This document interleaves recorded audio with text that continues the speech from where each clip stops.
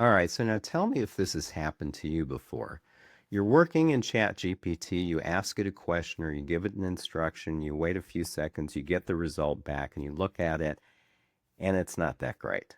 So you think it's the AI platform you're using, so you switch to Claude because it's so much better. You do the same thing, and the result you get maybe a little bit better, but still not that great. So then you go over to Google Gemini and you try that out. The same thing happens, and you think none of these AI platforms really do a great job.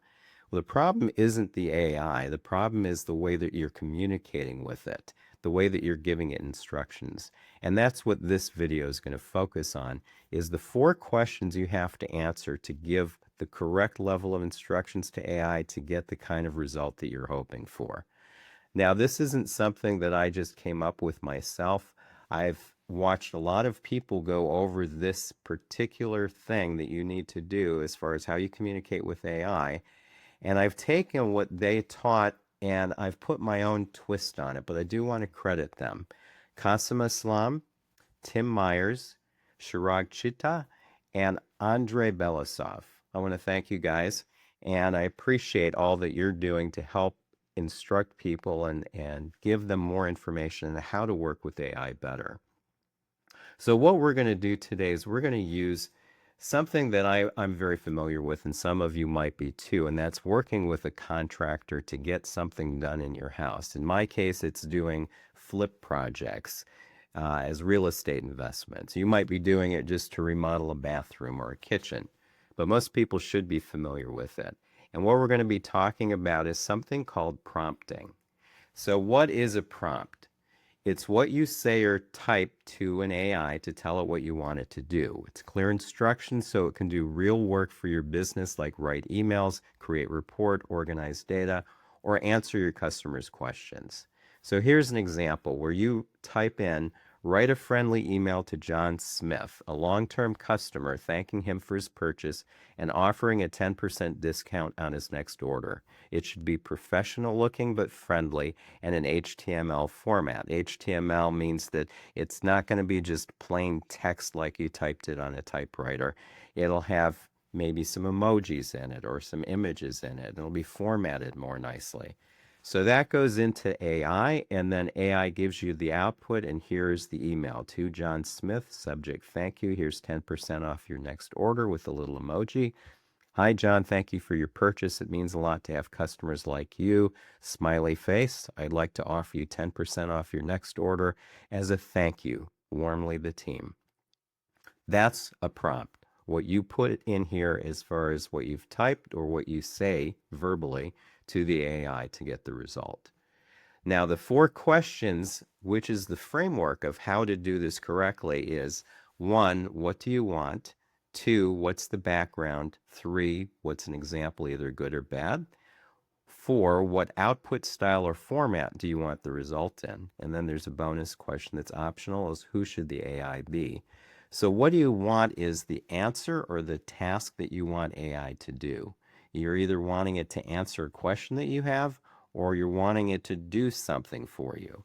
What's the background? That's the information that it needs so that it understands what you're trying to get done a little bit better. And what's an example?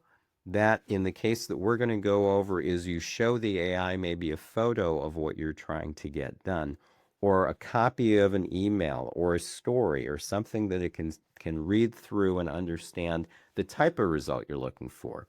You might even take an example that's a bad example, like something, if we're talking about the email to the customer, is you can give it an example where there's a lot of typos, it's not formatted correctly, etc., so it knows not to do those things.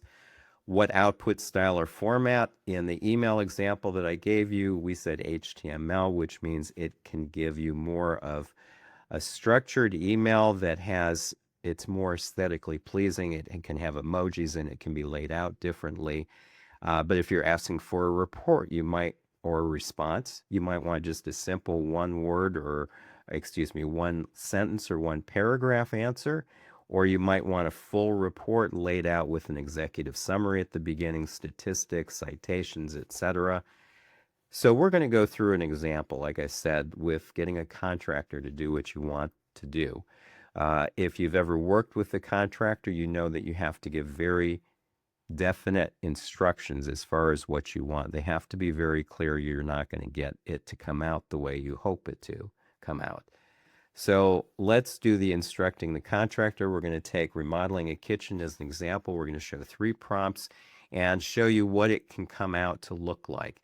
There's 2 things going at the same time here. One is how to give instructions to the contractor, but we're also looking at how you give instructions to AI.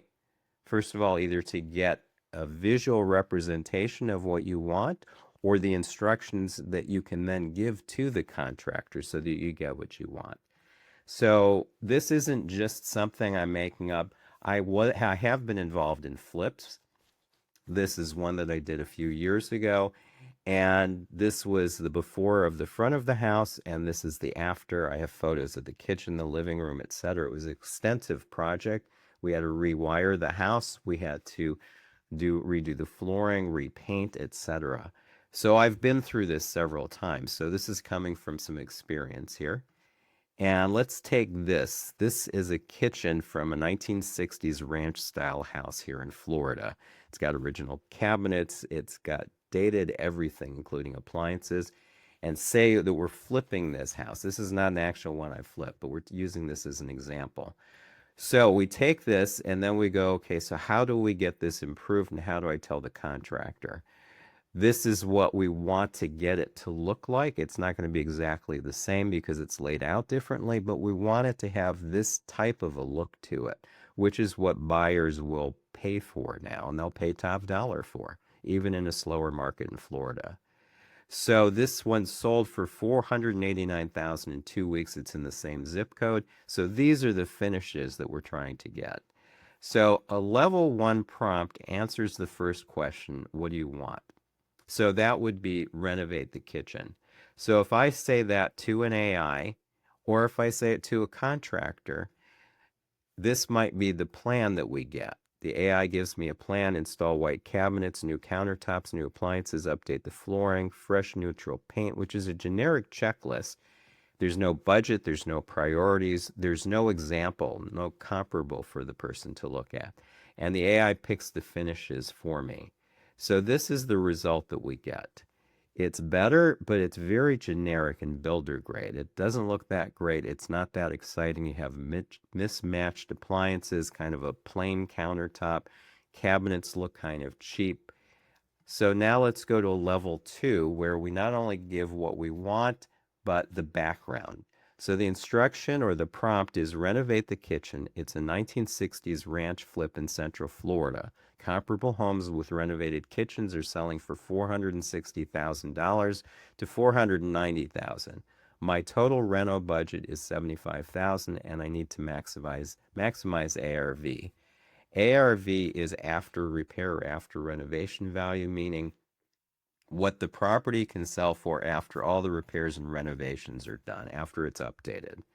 So that instruction comes up with this renovation plan from AI. It would be painted cabinets, granite countertops, stainless appliance package, luxury vinyl plank flooring, neutral paint to appeal to buyers, keeping the total under $75,000 for the total renovations. Now it knows the market and the budget. It's better, but it's still a flat list. There's no priorities, no comp match. So that instruction goes to the contractor, and this is what we get, which is definitely better looking than the level 1 build. But there's still a gap between this and the comp. There's no hardware on the cabinets, which was popular maybe 15, 20 years ago, but isn't now. It isn't the highest level of appliances, but it's not bad. You still have the old overhead fluorescent light, so it's not quite there yet. So now we go to level 3 where all 4 questions are answered. Renovate the kitchen. Background: 1960s ranch flip in Central Florida. Target ARV $489,000 based on a comp that sold in 2 weeks. Total renovation budget $75,000. So for the example, then what I could do is take that comparable that you saw that was completely renovated and upload that into the AI along with these instructions. So now it has something to look at, and I can say match the comp, quartz counters, stainless steel appliances, LVP floors, warm neutral paint. So it's not just those words that are being used, but those words matched up with the picture. The output, a room-ready set of instructions a contractor can quote from in one read. Recommended finishes, where to save versus splurge. Now, based on this set of instructions or this prompt, this is the plan that comes out from AI, which is telling the contractor to splurge on these areas: white shaker cabinets, quartz counters, stainless suite. The finishes buyers notice. Save money on LVP floors, stock cabinet sizes, and refinish where it's sound. Match the comp using white tile backsplash, matte black hardware and faucet, modern pendant light, bright neutral paint, and the budget is allocated room by room, total held under $75,000. So now this is a plan the contractor can price tomorrow just by reading through this. So let's take a look at the output. Now the output looks more like the comparable, only this is the layout of the house that we started with. You have the beautiful pendant light, you have the quartz countertops, you have the right type of hardware. The cabinet doors don't look cheap, they've got that inlaid panel. You have a higher end set of appliances, better looking floor. Everything looks much better. So this is the result we wanted at the beginning, but it took a full set of instructions or a full prompt to get there. This is another example of one that I had worked on. This is the kitchen with the cabinets and the countertop. This is the before photo. Here's the after photo, and this came about because of giving the proper set of complete instructions to the contractor as far as what we wanted. Now, this is the difference between a vague prompt or set of instructions and answering all 4 questions so that you can see the two side by side and the difference between the two of them. Now, you already have, say, a level 2 output. Maybe you don't remember all of the questions, so I'm going to give you a little shortcut that you can use. So you can ask, what's missing from that prompt that would make the output significantly better? You're asking the AI what you forgot, and it'll tell you. So let's go to ChatGPT and see. Here's the prompt saying I'm creating a prompt that'll serve to write instructions to my general contractor on a flip I'm doing, and I'll also create an image of the quality level of the after result based on the photo given here of the before. So I would give the before. Here's the prompt I have so far, which is our level 2 set of instructions. And then I ask, what can I do to make it better, both for the instructions it'll write for the contractor and the image it'll create for the after result. And then I get a complete breakdown of what the problems are, what's missing. This is in ChatGPT. Again, you can do it in Gemini or Claude also. And so it goes through all of the different things that need to be included. And then it gives me a better prompt framework. And it says you're an experienced Florida house flipper, general contractor, appraiser, real estate agent. Analyze the attached kitchen photo from a 1960s Florida ranch house. Here's the project information. These are the tasks. This is what needs to be provided. These are the image requirements as far as what we need to get back as far as the final result. So just using this, what's missing from the prompt that would make the output significantly better, or the wording that's more appropriate, will help you. Even if you don't remember all 4 questions or answer all 4 of them, you can always go and ask the AI, what makes this better? But wait, there's more. There's one more question which I showed early on, which was an optional question. And the 4 questions get you most of the way, but this 5th one tells AI who to be, and the output shifts. And that is mentioned down here in what we got back from ChatGPT. For your flipping business, I'd actually go one step further and add, act as an investor focused on ROI, which is return on investment, not an interior designer focused on aesthetics. That single sentence often changes the entire output from Pinterest kitchen to highest return kitchen.